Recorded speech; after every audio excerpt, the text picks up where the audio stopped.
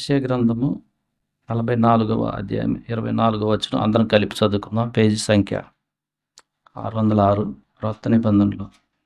గర్భము నుండి నిన్ను నిర్మించిన నీ విమోచకుడగు యెహోవా ఈలాగు సెలవిచ్చుచున్నాడు. యెహోవానగు నేనే సమస్తమును జరిగించువాడును. నేనొకడనే ఆకాశమును విశాలపరచిన వాడను.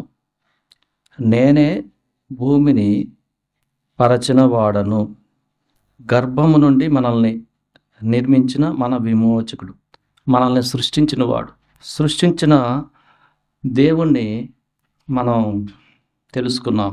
పాపంలో పతనమైన మనకి మనం దేవుని సృష్టిలో ఒక భాగము అని తెలుస్తానికి చాలా టైం పడుతుంది. అర్థమైనట్టే ఉంటుంది, కానీ మళ్ళీ ఆయా సమయాల్లో మనకు అది అర్థం కానట్టే ఉంటుంది. దేవుడు జంతువులను సృష్టించాడు, పక్షులను సృష్టించాడు. వాటినన్నింటిని సృష్టించిన దేవుడు నిన్ను కూడా సృజించాడు, నన్ను కూడా సృజించాడని అధ్యయనత్వానికి తెలుస్తానికి సృష్టికర్త అని అలా ఉంటుందే కానీ అర్థం అవటానికి రియల్గా టైం పడుతుంది. అందుకని మనం ఆయా సమయాల్లో దేవుని కూడా ఎదిరిస్తుంటాం. కానీ నిజం ఏంటంటే మనం దేవుని యొక్క విశాలమైన సృష్టిలో ఒక చిన్న అంతే. మనం గర్భము నుండి నిన్ను నిర్మించిన మనం తల్లి గర్భంలో ఎలా రూపింపబడుతున్నామో ఆ సమయంలో నుంచి దేవుడు నన్ను చూస్తూ అంతరింద్రియాలు డెవలప్ అవుతూ ఉంటే మనల్ని చాలా కేర్ తీసుకుంటూ ఈ సృష్టిలోకి వచ్చేట్టు చేశాడు. దావీదు ఈ విషయాన్ని 139వ కీర్తన 13వ వచనంలో, నా అంతరింద్రియములను నీవే కలుగు చేసితివి, నా తల్లి గర్భమందు నన్ను నిర్మించిన వాడవు నీవే. నా అంతరింద్రియములు, మనం ఒక మానవునిగా రూపుదిద్దుకొని తల్లి గర్భం నుంచి మనం బయటికి రావాలనంటే మనలో ప్రతి అవయము కూడా డెవలప్ అవుతూ ఉండాలి. ఏదైనా కానీ దేవుడు ఎంతో శ్రద్ధతో మనం తల్లి గర్భమున ఉన్నది పిండము నుంచి ఆయన అన్నిటిని కూడా కేర్ చేసుకుంటూ నిర్మిస్తూ ఉన్నాడు, నిర్మించాడు. మనల్ని తల్లి గర్భం నుంచి బయటికి తెచ్చాడు. దీన్ని అర్థమవుతానికి దేవుని కృప ఉండాలి. మన తల్లి గర్భంలో ఎన్నో అవయవాలు ఉన్నాయి, లోపల అంతరింద్రియాలు లోపల. ఈ అవయవాలన్నీ సరైన విధానంలో దేవుని చేత రూపుదిద్దుకోబడి మనం బయటకు వచ్చాం. గుండె అవ్వచ్చు, ఊపిరితిత్తులు అవ్వచ్చు, లోపల ఉన్నాయి, చాలా ఉన్నాయి. మనం తింటే తర్వాత అరుగుతానికి ఎన్నో ఉన్నాయి. వాటిని దేవుడు డిజైన్ చేసి మన కాళ్ళు చేతులు పైకి చూస్తానికి, కళ్ళు చెవులు వినటానికి ఇవన్నీ ఇచ్చాడంటే దావీదు చెప్తున్నాడు, నేను దీన్ని ధ్యానం చేస్తుంటేనే నాకు ఆశ్చర్యం వేస్తుంది. 14వ వచనం, నీవు నన్ను కలుగ చేసిన విధము చూడగా భయమును ఆశ్చర్యమును నాకు పుట్టుచున్నవి అంటున్నాడు. అందును బట్టి నేను నీకు కృతజ్ఞతాస్తుతులు చెల్లిస్తున్నాను. 16వ వచనంలో, నేను పిండమునై ఉండగా నీ కన్నులు నన్ను చూచెను. ఇలాంటి ఆరాధన చేస్తానికి చాలా తక్కువ మనసు ఉండాలి. లేకపోతే పాపంలో పతనమైన మానవుడు ఎప్పుడు ధనాన్ని, ఈ లోకంలో ఏమన్నా చూసిన దాంట్లో పరిగెత్తా అలా ఉండే వ్యక్తి ఆగి, ఏంటి నా పరిస్థితి, నేను దేవుడు సృష్టించిన ఆకాశము, మహాకాశము, భూమి, సముద్రము, వాటి అన్ని జలరాశులతో పాటు నేను కూడా ఒక్కడిని ఎలా సృష్టించాడు? నాకు ఇది మంచి, ఇది చెడు అని ఎట్లా తెలుస్తుంది? నాకు ఒక మనస్సాక్షిని పెట్టాడు అంటే ఆయన ఆదికాండంలో 1వ అధ్యాయములో దేవుడు తన స్వరూపమందు నరుని సృజించెను. 27వ వచనం, దేవుడు స్వరూపమందు వాని సృజించెను, స్త్రీనిగాను పురుషునిగాను వాని సృజించాను. ఆయన యొక్క స్వరూపంలో మనల్ని సృజించాడు అని రాయబడి ఉంది. సృజించడం అంటే అంతకుముందు లేని దాన్ని ఫస్ట్ టైం చేయటం, క్రియేట్ చేయటం. ఆయన స్వరూపంలో చేసుకున్నాడు.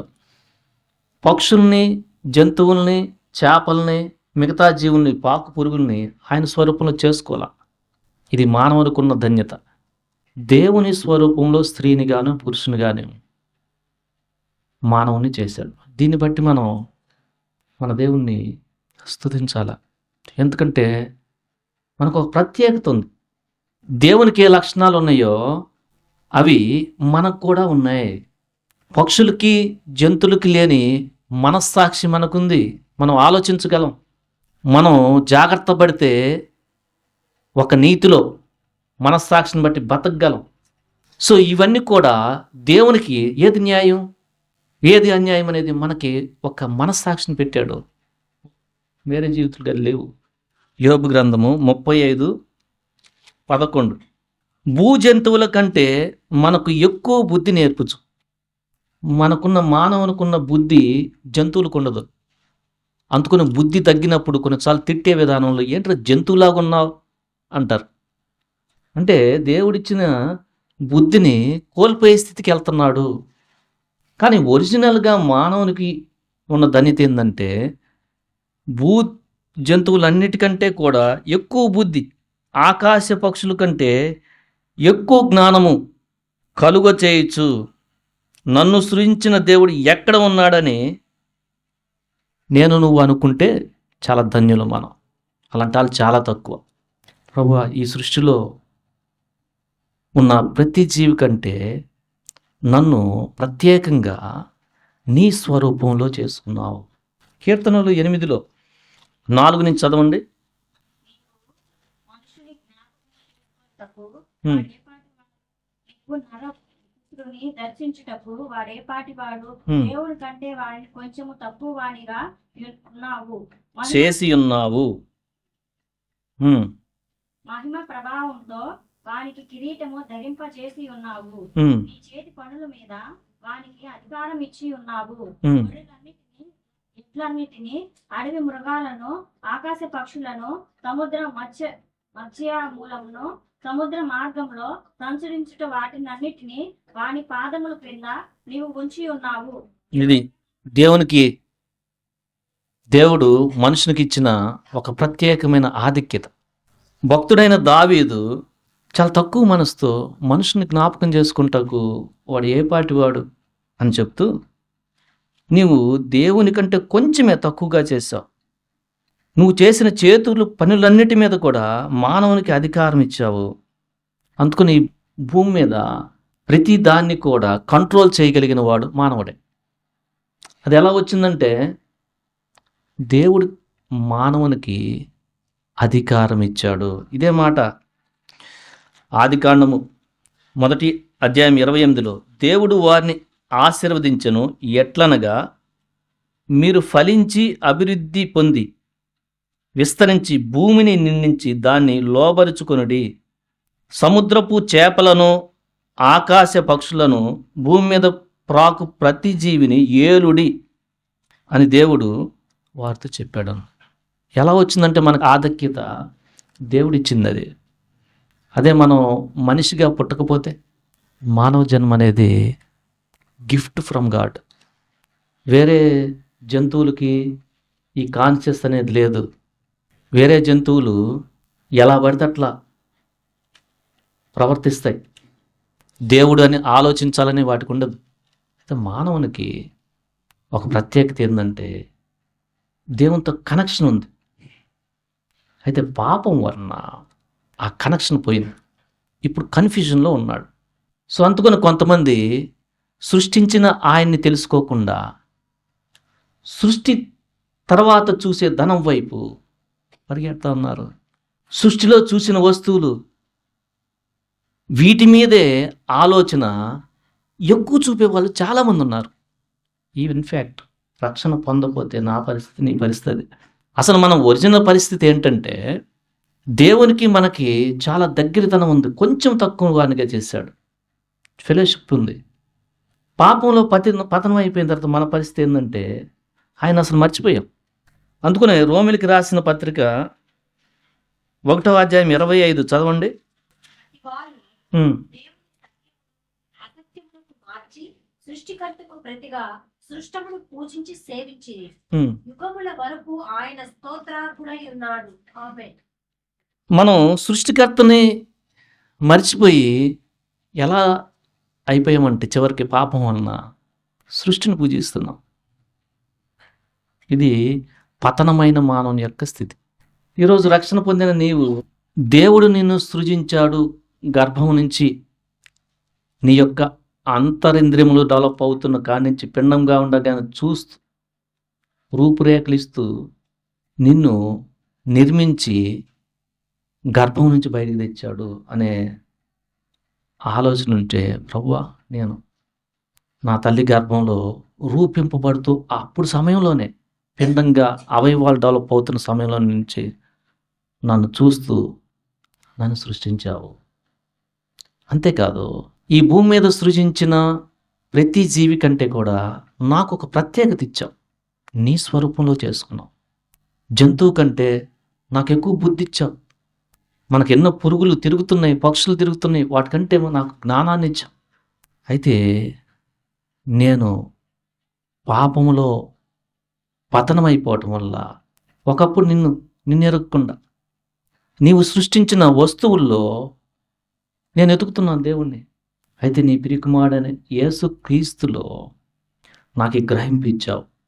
నా హృదయంలో మార్పుని తెచ్చి క్రొత్త సృష్టిగా చేసి తిరిగి జన్మింపజేసి నాకు ఈ అవగాహన ఇచ్చావు.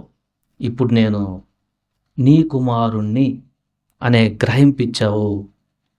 అందుని బట్టి నిన్ను స్తుతిస్తున్నాను తండ్రి.